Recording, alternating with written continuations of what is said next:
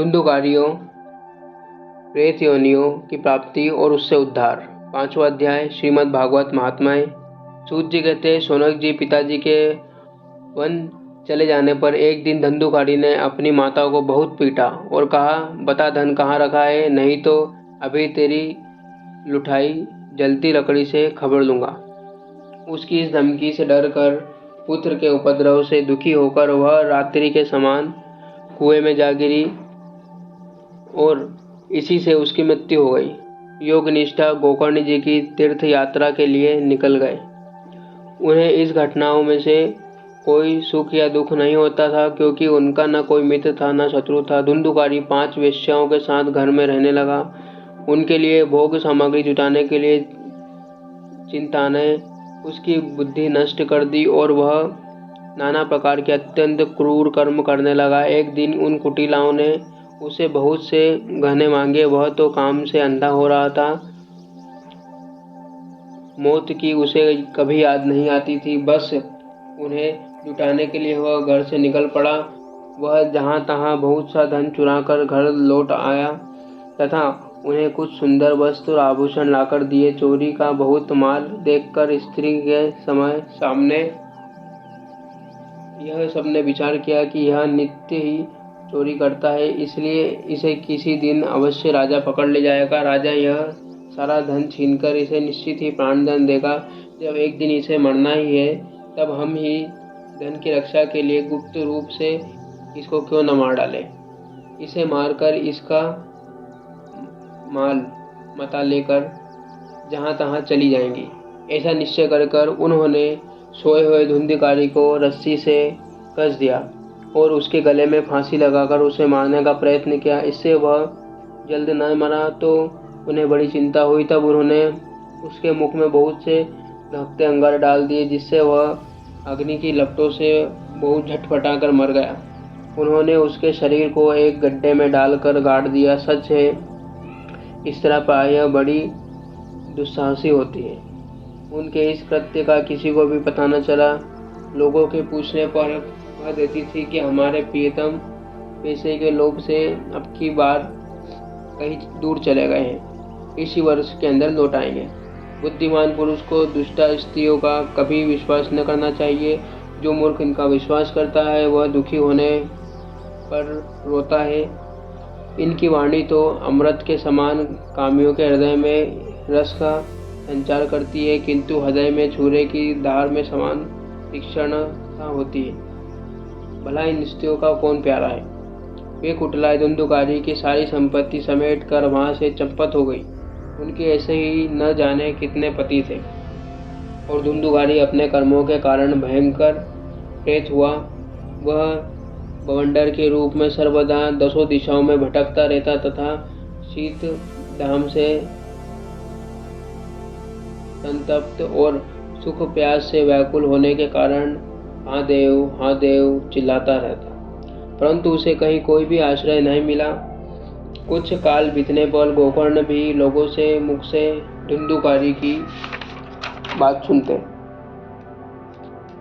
वे धुंधुकारी की मृत्यु का समाचार सुना, तब उसे अनाथ समझकर उन्होंने उसका गया जी में श्राद्ध किया और भी जहाँ जहाँ वे जाते थे उसका श्राद्ध अवश्य करते थे। इस प्रकार घूमते घूमते गोकर्ण जी अपने नगर में आए और रात्रि के समय दूसरों की दृष्टि से बचकर सीधे अपने घर के आंगन में सोने के लिए पहुँचे। वहाँ अपने भाई को सोया देखा। आधी रात धुंधुकारी ने अपना बड़ा विकट रूप दिखाया। वह कभी भेड़ा, कभी हाथी, कभी भैंस, कभी इंद्र और कभी अग्नि का रूप धारण करता था। अंत में वह मनुष्य के आकार में प्रकट हुआ। यह विपरीत अवस्था देखकर गोकर्ण ने निश्चय किया कि यह कोई दुर्गति को प्राप्त हुआ जीव है। तब उन्होंने उससे धैर्यपूर्वक पूछा। गोकर्ण ने कहा, तू कौन है? रात्रि के समय ऐसे भयानक रूप क्यों दिखा रहा है? यह तेरी दशा कैसे हुई, हमें बता तो सही। तू प्रेत है, पिशाच है अथवा कोई राक्षस है? सूत जी कहते हैं, गोकर्ण के इस प्रकार पूछने पर बार बार जोर से रोने लगा। उसने बोला कि शक्ति नहीं थी, इसलिए उसने केवल संकेत मात्र किया। तब गोकर्ण ने आचमनी में जल लेकर उसे अभिमंत्रित करके उस पर छिड़का। इससे उसके पापों का कुछ शमन हुआ। वह इस प्रकार कहने लगा, प्रेत बोला, मैं तुम्हारा भाई हूँ, मेरा नाम धुंधुकारी है। मैं अपने ही दोष से अपना ब्रह्मत्व नष्ट कर दिया है। मेरे कुकर्मों की गिनती नहीं की जा सकती। मैं तो महान अज्ञान में चढ़कर कष्ट काट रहा हूँ। इसी से मैंने लोगों की बड़ी हिंसा की। अंत में उल्टा स्त्रियों ने मुझे तड़पा तड़पा कर मार डाला। इसी से अब प्रेत योनि में पड़ा कर दुर्दशा को भोग रहा हूँ। यह देववश कर्म फल का उदय होने के से मैं केवल वायु भक्षण करके जी रहा हूँ। भाई, तुम दया के समुद्र हो, अब किसी प्रकार जल्दी मुझे इस हृदय से छुड़ाओ। गोकर्ण जी ने धुंधुकारी की सारी बात सुनी। तब उससे बोले, गोकर्ण जी ने कहा, भाई, मुझे इस बात का बड़ा आश्चर्य है। मैंने तुम्हारे लिए विधि पूर्वक गया जी में पिंड दान किए, फिर भी तुम प्रेत योनि से मुक्त कैसे नहीं हुए? यदि गया श्राद्ध में भी तुम्हारी मुक्ति नहीं हुई, तब इसका कोई उपाय नहीं है। अच्छा, तुम सब बात खोल कर मुझे कहो, अब मुझे क्या करना चाहिए? प्रेत ने कहा, मेरी मुक्ति सैकड़ों गया श्राद्ध करने से भी नहीं हो सकती। अब तो तुम इसका कोई और उपाय सोचो। प्रेत की यह बात सुनकर गोकर्ण जी को बड़ा आश्चर्य हुआ। वे कहने लगे, यदि सैकड़ों गया श्राद्धों से भी तुम्हारी मुक्ति नहीं हो सकती, तब तो तुम्हारी मुक्ति असंभव है। अच्छा, अभी तो तुम निर्णय मत करो, निर्भय होकर अपने स्थान पर रहो। मैं विचार करके तुम्हारी मुक्ति के लिए कोई दूसरा उपाय करूंगा।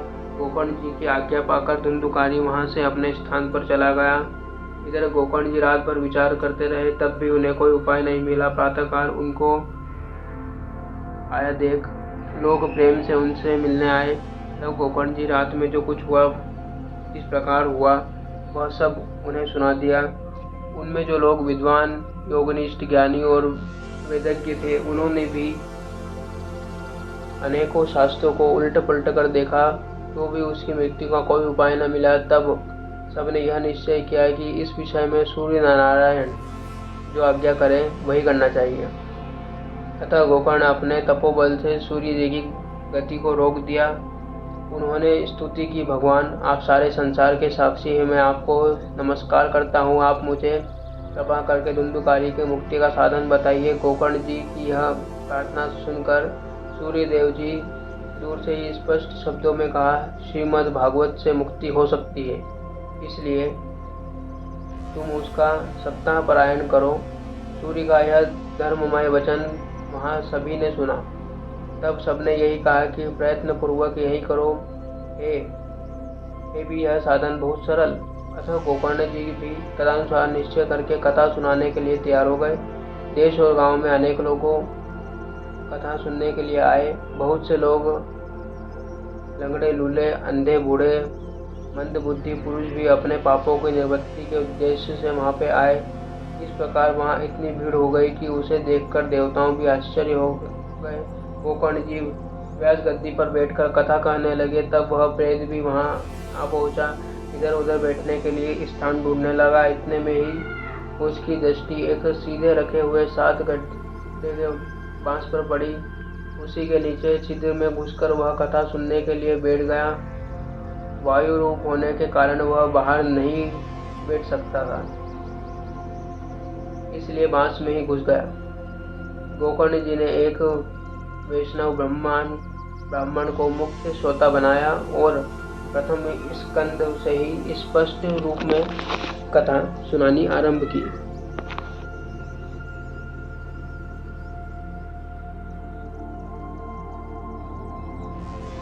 सायंकाल में जब कथा को विश्राम दिया, तब एक बड़ी विचित्र बात हुई। वहाँ सभासदों के देखते देखते वह बांस की एक गांठी तड़ तड़ शब्द करती फट गई। इसी प्रकार दूसरे दिन सायंकाल में दूसरी गांठ फट गई, तीसरे दिन तीसरी गांठ फट गई। इस प्रकार 7 दिनों में 7 गांठ छोड़कर धुंधुकारी बाहरी स्कंदों में सुनने से पवित्र होकर प्रेत योनि से मुक्त हो गया और दिव्य रूप धारण करके सबके समान प्रकट हो गया। उसका मेघ के समान श्याम शरीर पीताम्बर तुलसी की मालाओं से सुशोभित था तथा सिर पर मनोहर मुकुट और कानों में कमनीय फंडल झिलमिला रहे थे। उसने तुरंत अपने भाई गोकर्ण को प्रणाम करके कहा, भाई, तुमने कृपा करके मुझे प्रेत योनि की यातनाओं से मुक्त कर दिया। यह प्रेत पीड़ा का नाश करने वाला श्रीमद् भागवत की कथा धन्य है।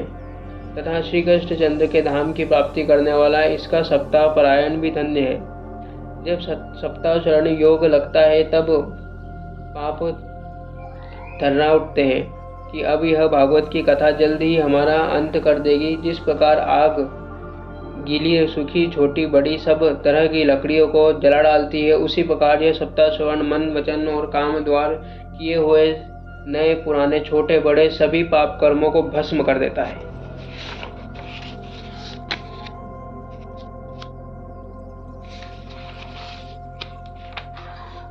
विद्वानों ने देवताओं के सामने कहा कि जो लोग इस भारतवर्ष में श्रीमद् भागवत की कथा नहीं सुनते उनका जन्म वथा ही है। भला मोहपूर्वक लालन पालन करके यदि इस अनित्य शरीर को हष्ट पुष्ट और बलवान भी मान लिया जाए तो भी भागवत कथा सुने बिना इससे क्या लाभ। अस्थियां ही इस शरीर के आधार स्तंभ है। नस नाड़ी रूप रस्सियों के यह बंधा हुआ है। ऊपर से इस पर मांस और रक्त थोपकर इसे चर्म से मढ़ दिया गया है। इसके प्रत्येक अंग में दुर्गंध आती है क्योंकि है तो यह मलमूत्र का भंडार ही। वृद्धावस्था और शोक के कारण यह परिणाम में दुख है। रोगों को तो घर है। यह निरंतर किसी न किसी कामना से पीड़ित रहता है, कभी इसकी तृप्ति नहीं होती। इसे धारण किए रहना भी एक भार है।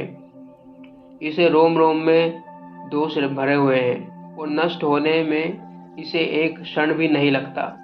अंत में यदि इसे गाड़ दिए जाए तो इसके कीड़े बन जाते हैं। कोई पशु खा जाता है तो कोई यह विष्ठा हो जाता है। अग्नि में जला दिया जाए तो भस्म की ढेरी हो जाता है। ये तीन ही इसकी गतियाँ बताई गई हैं। ऐसे अस्थिर शरीर में मनुष्य अविनाशी फल देने वाला काम क्यों नहीं बना लेता। जो अन्न प्रातः काल पकाया जाता है वह शाम काल तक बिगड़ जाता है। फिर उसी के रस से पुष्ट हुए शरीर की नित्यता कैसी। इस लोक में सप्ताह श्रवण करने से भगवान की शीघ्र ही प्राप्ति होती है। अतः सब प्रकार के दोष की निवृत्ति के लिए एकमात्र यही साधन है। जो लोग भगवान की भागवत कथा से वंचित है वे तो जल में बुलबुले और जीव में मच्छरों के समान केवल मरने के लिए ही पैदा होते हैं। भला जिसके प्रभाव से जड़ और सूखे हुए बांस की गांठें फट गई, उस भागवत कथा का श्रवण करने से चित्त की गांठों का खुल जाना कौन सी बड़ी बात है। सप्ताह श्रवण करने से मनुष्य हृदय की गांठ खुल जाती है। उसके समस्त संशय छिन्न भिन्न हो जाते हैं और सारे कर्म छिन्न हो जाते हैं। यह भगवान भागवत कथा रूप तीर्थ संसार के कीचड़ को धोने में बड़ा ही पटु है। विद्वानों का कथन है कि जब यह हृदय में स्थित हो जाता है तब मनुष्य की मुक्ति निश्चित है। यही समझना चाहिए। जिस समय धुंधुकारी ये सब बातें कह रहा था उसके लिए वैकुंठवासी पार्षदों सहित एक विमान उतरा। उससे सब और मंगलकार प्रकाश फैल रहा था। सब लोग सामने धुंधुकारी उस विमान पर चढ़ गया। तब उस विमान पर आए हुए पार्षदों को देखकर उसमें गोकर्ण ने यह बात कही। गोकर्ण जी ने पूछा, भगवान के प्रिय पार्षद, यहाँ तो हमारे अनेक शुद्ध हृदय शरणागण हैं। उन सबके लिए आप लोग एक साथ बहुत से विमान क्यों न लाए। हम देखते हैं कि यहाँ सभा में समान रूप से कथा सुनाइए, फिर फल में इस प्रकार का भेद क्यों है यह बताइए। भगवान के सेवकों ने कहा, हे मानद, इस फल में भेद का कारण इनके श्रवण का भेद है। यह ठीक है कि श्रवण तो सबने किया है, समान रूप से किया है, किंतु इसके जैसा मनन किसी ने नहीं किया। इसी से एक साथ भजन करने पर भी उसके फलों में भेद रहता है। इस प्रेत ने 7 दिनों तक निराहार रहकर श्रवण किया है तथा सुने हुए विषय का स्थिर चिंतन से खूब मनन निषिध्या भी करता रहा।